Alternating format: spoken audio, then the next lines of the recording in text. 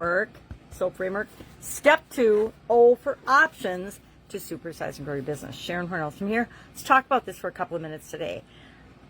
SOAP framework is something that I've been using for at least the last 4 or 5 years. During the pandemic, all the craziness, we had to make a decision. Each and every one of us had to make a choice. We were either going to sit back and wait and see what was going to happen with forces outside of us, or we were going to say, yeah, okay, this happened.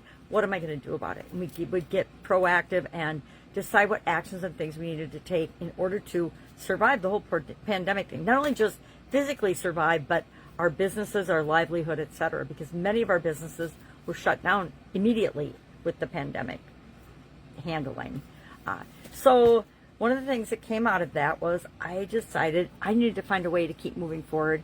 And I always had a way to deal with a process, but I never had identified it for handling challenges, setbacks, obstacles, things that were outside of my control, but I still wanted to have the best possible response for me to them. And that's why I came up with the SOAP framework. And the SOAP framework I've used and I've taught it extensively. I teach it every single month of the year for about the last 4 or 5 years. And today we're on step 2. We're focusing on spiritual health and well-being this month for both Supersize Your Business and for our Be a Better You annual challenge. And the tool I like to share, and I probably share it too often because it's one of my favorites, is the 10-3-1 tool, where we just brainstorm a list of at least 10 possible ways to fill the gap that we created yesterday or that we identified yesterday. The gap's always been there. We just never probably sat down and identified it before. And that is, we picked a spiritual thing that we wanted to improve for our business, and we talked about and documented. We did at least 5 bullet points of the current situation and at least 5 bullet points for what we want the situation to be like, the desired story or the desired situation. And today we're just going to come up with and brainstorm, and you can do it any way you want. You can just Google brainstorming if you don't have a favorite way. I have a lot of favorite ways. Sometimes I'll just carry a pack of Post-its around with me, and I'll just write down everything that comes to mind as it comes to mind. Then I'll look at them at the end of the day, and I'll say, okay, I like this idea, and combining these 2 ideas to make my 3rd idea. And I will pick 3 of them today.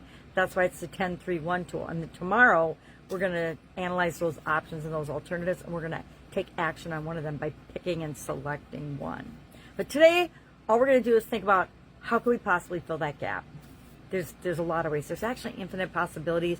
Sometimes we get ourselves blocked into this all or nothing thinking.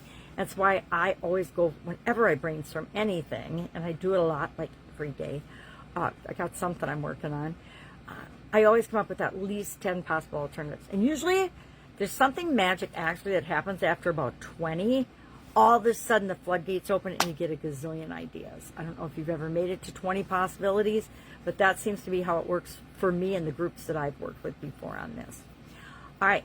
Any questions about this? If you're not sure what to do, if you're not sure what brainstorming technique to use, if you need one, just ask, right? Literally, I have a bunch of them in my toolbox, and I'd be happy to share and see what would work best for you and your situation.